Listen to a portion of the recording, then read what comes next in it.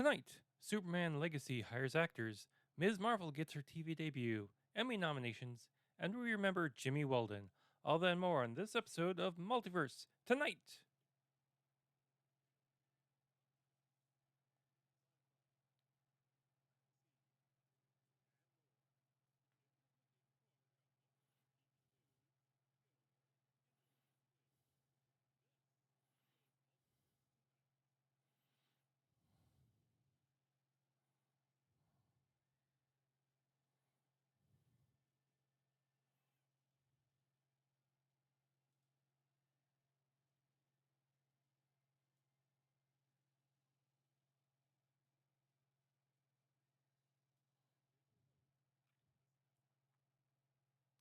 Well, hello everyone, and welcome to episode 193 of Multiverse Tonight.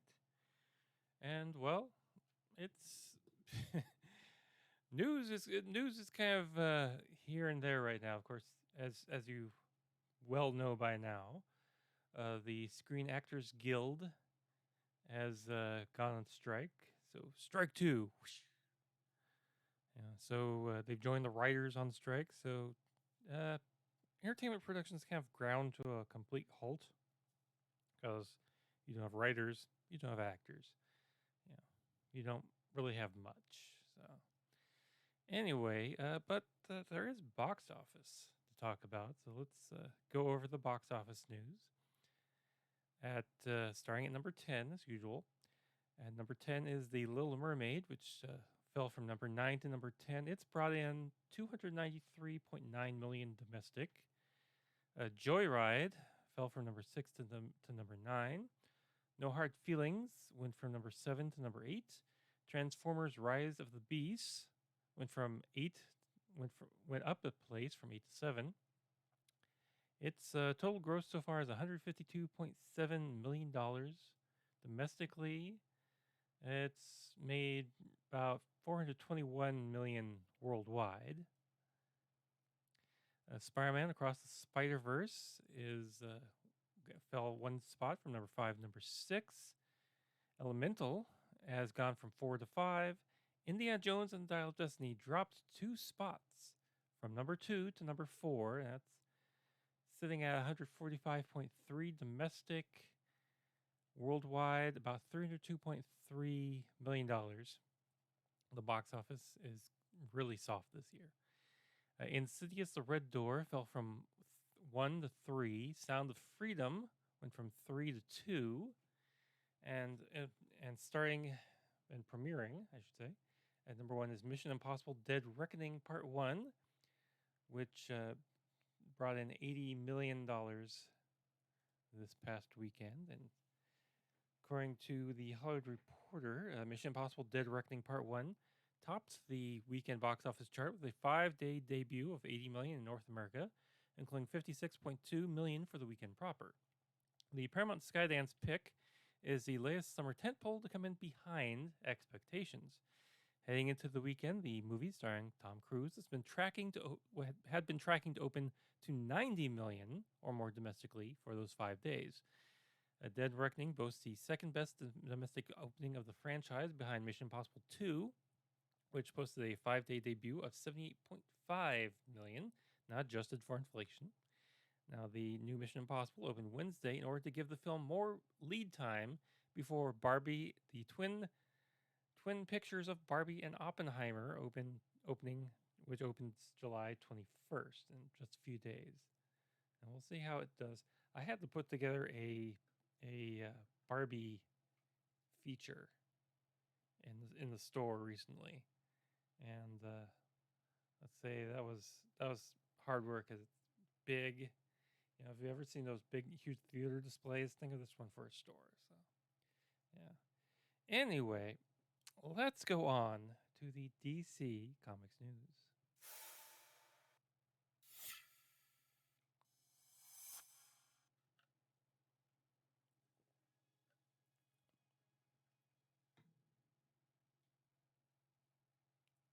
And we begin DC Comics news with Superman Legacy that has added 3 new actors, according to Vanity Fair and other sources.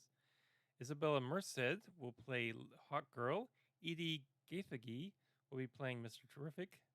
Edie Gathegi, I guess his name is, and Nathan Fillion, who will be portraying a Green Lantern, although not necessarily the Green Lantern. Now it's supposed to start shooting January 2024, and it will set the course for the new DCU that the Guardians of the Galaxy filmmaker is building in collaboration with fellow chair and CEO of DC Studios, Pierce Safran.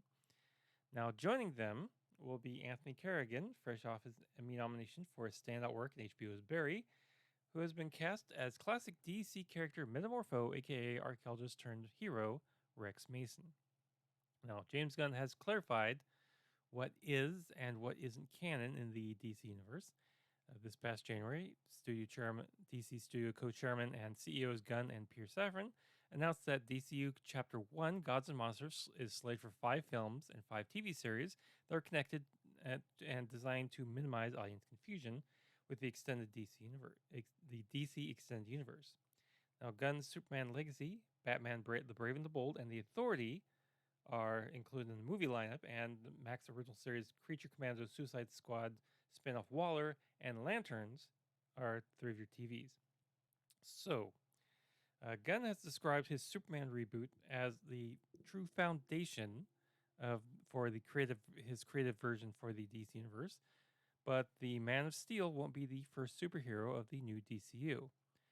Now, the filmmaker and studio chief confirmed that Zolo Madruena, who makes his debut as Jamie Reese in Blue Beetle, will continue on in the DCU alongside a handful of other characters from the soon-to-be discontinued DCEU canon. Now, this will include, of course, Amanda Waller and Peacemaker, who will be returning in Waller. The animated My Adventures with Superman has gotten off to a good start, and it appears that it has been giving a Season 2 order, according to series creator Jake Wyatt, who responded to a fan query that a second season has been ordered. So that's good news.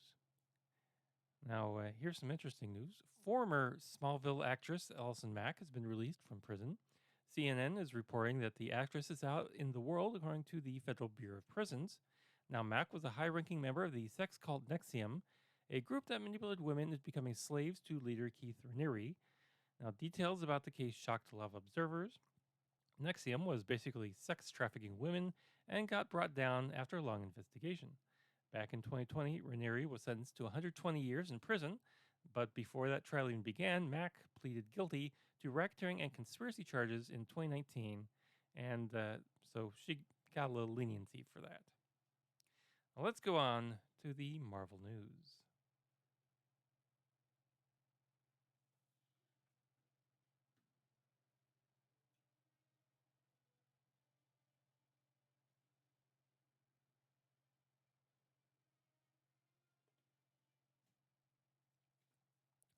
And Marvel News begins with Polygon Pictures, which has announced its involvement in Marvel Studios' upcoming animated series, Spider-Man Freshman Year.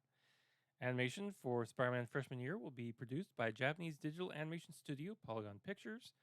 Spider-Man Freshman Year follows Peter Parker on his way to becoming Spider-Man in the MCU, with a journey unlike we've ever seen before, with a style that celebrates the character's early comic book roots. Now, the series is confirmed to see Charlie Cox reprise his role as Matt Murdock / Daredevil, and Paul F. Tompkins as Bentley Whitman / Wizard. Other characters that are confirmed to appear in Freshman Year but have not been publicly cast include Amadeus Cho, Harry Osborn, Norman Osborn, and Speed Demon, Rhino, Otto Octavius, Stephen Strange, and a cast of other characters, and you can see that list in our show notes. The Spider-Man Freshman Year is scheduled to debut on Disney Plus sometime in 2024, strike permitting. Iman Vellani, the actor who plays Kamala in the Marvel Cinematic Universe, starting in last year's Ms. Marvel series on Disney Plus and continuing on the big screen with The Marvels later this year, will be co-writing a new comic alongside Ms. Marvel TV writer Sabir Pirzada.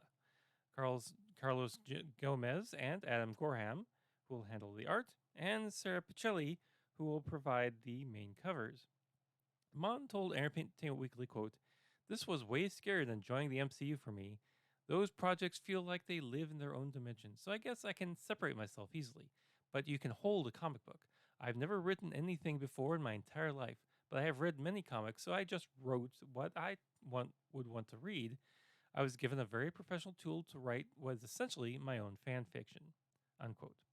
Now, in nod to that big revelation from the Ms. Marvel series finale, the new comic will be titled Ms. Marvel: The New Mutant. Like her on-screen counterpart, the comic version of Kamala is officially a mutant now. That's also the explanation for why she's coming back so soon, because modern Marvel readers know that the X-Men have mastered the art of bringing mutants back to life. Now, when Kamala was created a decade ago by writer G. Wilson, editors Sana Amnat and Stephen Wacker, and artists Adrian Alfana and Jamie McKelvey, she was an inhuman who gained her powers from the release of Terrigen Mists.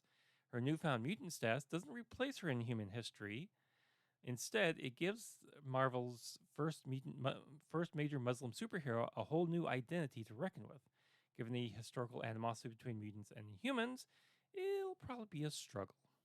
Now, speaking of Ms. Marvel, the entire Disney Plus series will be broadcast on regular over the air TV. The news comes from ABC as they say that the Disney Plus series will air in its entirety starting August 5th with the first 3 episodes, and then the final 3 episodes will get the 8 p.m. to 11 p.m. slot on August 12th.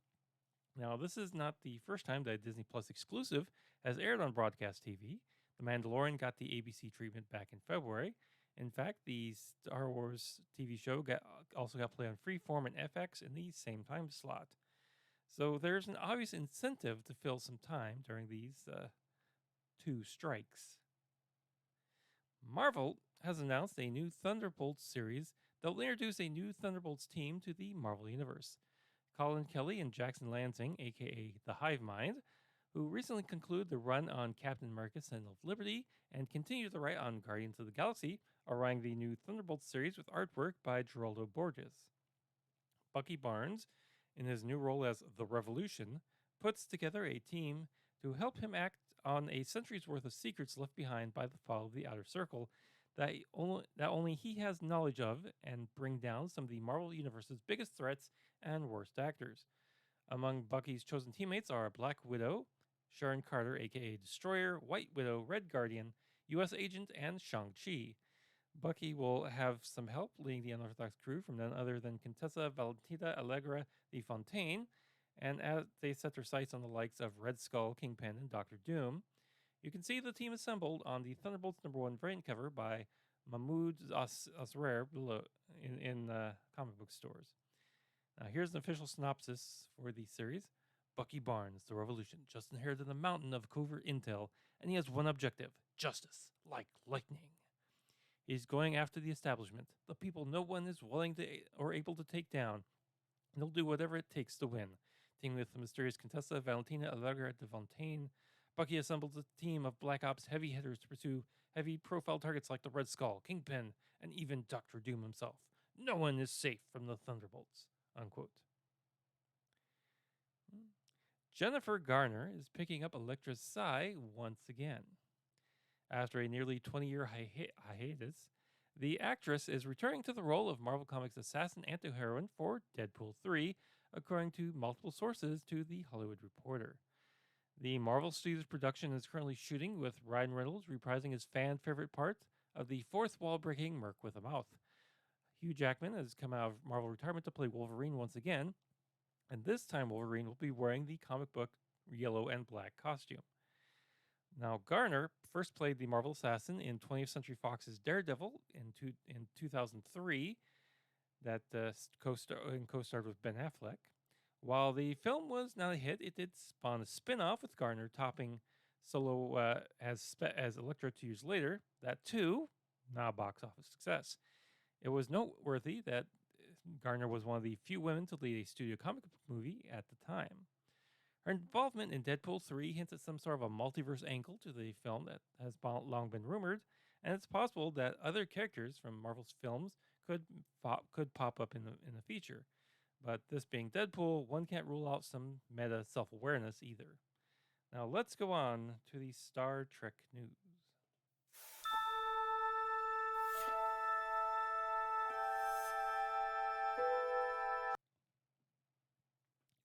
A new Star Trek role playing game is coming later this year. Modifius Entertainment announced Captain's Log Solo role playing game, a new solo tabletop role playing game that will be released in August 2023.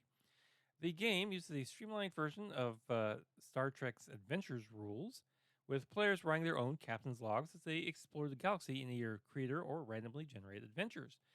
Now, notably, Captain's Log solo role playing game will let players play in any era of Star Trek, ranging from the 21st to the 32nd century. The game allows for cooperative play, with friends serving as senior staff or with a game master facilitating the answers. Star Trek Adventures game masters can also use the random story tables in Captain's Log when planning Star Trek Adventures campaigns. IDW Publishing has announced Star Trek Halloween, a 4-issue miniseries from writer Chris Seguera and artist Joe Eisma that combines the classic Star Trek Next Generation holodeck episodes with a spooky season spirit. Francesco Francavilla provides cover for Halloween number 1, and Eisma provides cover B. Star Trek Halloween's plot sees Captain Jean-Luc Picard and the rest of the USS Enterprise crew attempting to unwind after a difficult mission by celebrating the Earth holiday of Halloween. While the Enterprise crew aims for the celebration to be a treat, things quickly go wrong. Here's the synopsis. Quote, after enduring an anxiety-ridden passage through a solar storm, Captain Picard and the crew of the USS Enterprise take to celebrating Halloween to reset the mood. But while the Earth holiday involves sweet treats and other festivities, they soon learn that fear is in season when crew members begin to go missing one by one. Unquote. Now, Star Trek Halloween is one of several Star Trek comics coming from IDW Publishing in October, as the publisher has been expanding its line of Star Trek Universe comic books. Star Trek Picard's Academy is a new series following Jean-Luc Picard in his Academy days, which will launch in October. And the first comic book crossover event, Day of Blood, will conclude in Star Trek number 12. And fans can relive the events through the eyes of Shax from Lower Decks in Star Trek Day of Blood, Shax's Best Day, the one-shot. The Star Trek motion picture miniseries Echoes also concludes in October, while Star Trek Defiant embarks on a new story arc, A Piece of the Action. And Strange New Worlds will continue its second comic book miniseries, the Scorpius Run. So look for those on comic book store shelves or wherever you buy comic books. And it's not like you got a lot of TV to watch. Anyway, let's go on to the Star Wars news. The Mandalorian director and producer Rick Famuyiwa has settled who the title of the series is referring to. Turns out it's whatever armored person is on the screen. Quote, Bo, in many respects this season is also The Mandalorian because it's so much about her story and her journey and her sort of initial ideas of going back and bringing her people back together that got derailed after she lost the Darksaber, unquote. So there you go, folks. The Mandalorian is just whatever Mandalorian happens to be on screen at the moment. It's not referring to a specific Mandalorian character. So whether it's Boba Fett, or it's Din Djarin, or it's Bo-Katan, any Mandalorian is your Mandalorian. And that's it for the Star Wars news. Yeah, when there's not any production going on, there's not a lot of news sometimes. Let's go on and finish this out with some good old geek news.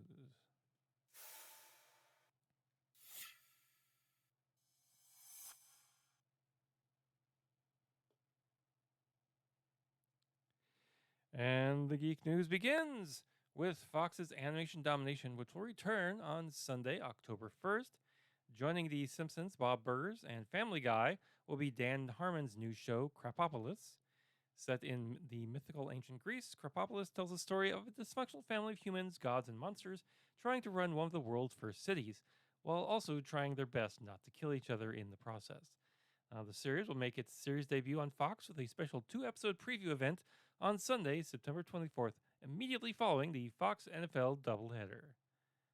So watch your listings, as it's probably going to go long. Actors on strike. Performers Union, SAG-AFTRA, has released strike rules governing work its members can and cannot perform amid the work stoppage. Now, actors took to the picket lines starting this past Friday morning, and shoots of major films pretty much shut down immediately. Now, the guidelines, released on Thursday, state that the union's 160,000 affected members will be prohibited from all principal on camera work, including acting, singing, dancing, and stunts, on top of off camera work such as voice acting and narration. So, no video games, folks. Also barred, its actors from doing background and stand-in work, negotiations for future services, and any ancillary work for a struck production, among other things. So in other words, nada, nothing. They can't do anything. And that includes promotional activity like interviews, award shows, and podcasts. Yes, even podcasts aren't allowed by union members. Now, top talent can't walk the Venice and Toronto red carpets or take part in an Emmy for your consideration campaign. Now, Universal moved up the red carpet for the London premiere of Christopher Nolan's Oppenheimer by an hour on Thursday evening, local time, in a bid to allow the star-studded cast to get their, photo called or spot interviews ahead of the walkout announcement. And Emily Blunt and Cillian Murphy exited the premiere after the strike was called. Now, also on the table, the already underway Galway Film Festival in Ireland, the Oppenheimer Red Carpet New York event on January 17th, and fan events at Comic Con, which starts next week. So, pretty much, you won't see your actors anywhere but a picket line. So, news from San Diego Comic Con will be very stunted this year. So, perhaps this is the year to skip, folks. Save that money, put that money to better use. Instead of going to Comic Con and standing in a line for a panel of Hall H when there's not going to be a panel for whatever show you're looking for. Just saying. However, barring that, Emmy nominations are out. The Television Academy released nominations for the 2023 Primetime Emmy Awards. Community star Yvette Nicole Brown and Television Academy Chairman Frank Sharma began rating the nominees for major categories for the award show to be held on September 18th. This will be interesting. The ceremony will air on Fox on September 18th if all goes well. But with that strike by the Writers Guild and the Screen Actors Guild, coupled with no comments that studio management has intention of engaging in good faith with writers or actors, it seems that the ceremony might be scaled down or perhaps even canceled. Now, genre nominees include Pedro Pascal for The Last of Us, Jenna Ortega for Wednesday, and House of the Dragon and Succession in major categories. Now, Succession in particular is notable because Brian Cox, Jeremy Strong, and Kieran Culkin are nominated for Outstanding Lead Actor in a Drama Series. That's the first time the lead actor category has seen three actors from the same series receive a nomination in the same year. Now, whether that will cement one of them as the winner or dilute the voting power of Succession fans and hand the award to another show is, well, anyone's guess. Now, while the Star Wars and Game of Thrones worlds got notable traction this year, it was kind of a down year for Star Trek and Marvel, whose nominations were limited to mostly the technical awards, like editing for Ms. Marvel and makeup for Picard. That may be a reflection on the critical appraisal of those shows, or just that the hugely successful series took all the air out of the room for other shows. Because Succession, Barry, and Better Call Saul all ended during awards cycles, and those shows tend to get one last grasp at the big prize on their way out.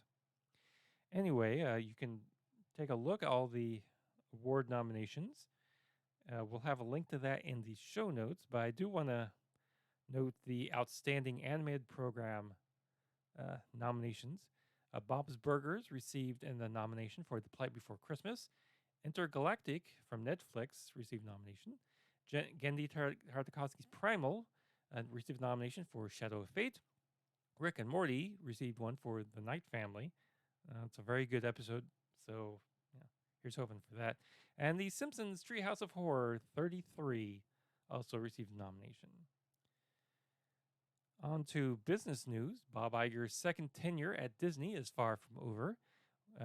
This past Wednesday, the Walt Disney Company board announced that it agreed to extend Iger's contract for an additional 2 years. Instead of Iger departing the company at the end of 2024, the executive's contract now runs through the end of 2026. John Ridley is putting his own spin on the alien invasion genre with Mystery of Compliance, an upcoming sci-fi thriller for comic book publisher IDW. Ridley, an Oscar nominee for The Other History of the DC Universe, and an Oscar nominee for penning 12 Years a Slave, will team with artist Stefano Raffali on the book. The duo are also behind DC's GCPD, The Blue Wall, and The Hollywood Reporter has a first look at the series. The Mystery of Compliance takes place 37 years after Earth was secretly invaded by an alien force called the Devolution, which has been shaping humanity in preparation for our assimilation into its empire. The 13 mysteries of the Devolution are responsible for manipulating distant aspects of human life, with the Mystery of Compliance being the most feared. Led by Afigal Sena, the Mystery of Compliance ensures all ministries stay in line and focus on the larger mission. As Earth stands on the verge of assimilation, things start to go wrong, and Abigail must deal with a conspiracy head on. And that sounds like a very interesting story. And again, we have time. Let's go read comics. Robert Kirkman's imprint has nabbed another major license, this time the Universal Monsters. Skybound Entertainment has partnered with Universal Products and Experiences for multiple limited series comics based on the stable of classic Universal Monsters characters. The first series will be published on October 25th with Universal Monsters Dracula. Now, Eisner Award winner James Tynion IV will pen the series with his Department of Truth collaborator Martin Simmons providing art. After this 4-issue series wraps up, even more comics based on the fan favorite horror characters will follow. Now, according to press releases, Universal Monsters Dracula will unfold over 4 sequential issues, with the first installment plunging readers into the eerie world of Dr. John Seward after he admits a seemingly delusional new patient to his asylum. Recounting chilling tales of a demonic entity residing next door, the skeptical doctor attempts to rationalize the unexplainable, but his adopted daughter Lucy mysteriously succumbs to the malevolent influence of the enigmatic Count Dracula. Other characters from the original film and book will be featured as well. R.M. Renfield, Mina Seward, Dr. John Seward, Van Helsing, and more. And finally tonight, remember someone who has had a big bucket of wind and had a big life. Jimmy Walden, the cheery ventriloquist, kids TV host, and actor who provided the voice for the endangered duck Yacky Doodle on Hanna-Barbera cartoons starring in the early 1960s, has passed away. Walden's death on Thursday in Paso Robles, California, was reported by American Legion Post 43 in Hollywood, where he was chaplain emeritus. With the puppet Webster Webfoot, a duck he created in the 1940s, Walden hosted TV shows for youngsters in New York, Los Angeles, and cities in the San Joaquin Valley. The Texan also appeared on episodes of Alfred Hitchcock Presents, Dragnet, The Waltons, SWAT, BJ and the Bear, Dallas, The Rockford Files, Different Strokes, and It's a Living. Walden voiced Yacky Doodle, a yellow duckling with green wings, who is constantly being bailed out of trouble by his best friend, a protective bulldog named Chopper, on recurring segments of The Yogi Bear Show from 1961 to 1962. Walden also served under General George Patton and helped liberate Buchenwald concentration camp in World War II. Jimmy Walden was 99 years old. That's a good long life. And with that, we come to the end of our show. Please be sure to check us out on social media. We're at Twitter at Multiverse Tom. We're also on Facebook and Instagram as well. And now you can friend me on Threads at just look for Multiverse Tonight. Now, if you found value in the show, please be sure to feel free to contribute. Check out the show notes, visit our TeePublic store, and so much more. Just head on over to multiversetonight.com. There's links at the top of the page. Just keep us in mind. If you're a subscriber, thank you very much. Be sure to share it with friends and family. If you're brand new to the show, please be sure to subscribe and leave some feedback. Let me know how we're doing. A special thanks to Shane Ivers for the intro music and Lobo Loco for the outro theme music. Thanks for watching this edition of Multiverse Tonight.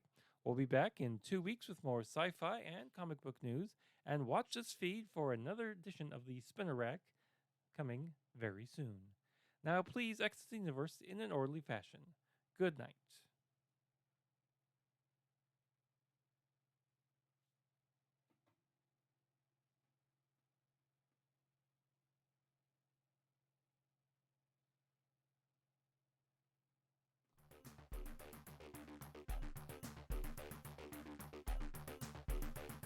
Multiverse Tonight is a production of Half Big Genre Productions. Copyright 2023. All rights reserved. This podcast is part of the Pop Goes to Culture podcast network. Find out more about our other podcasts at popgoestoculture.com.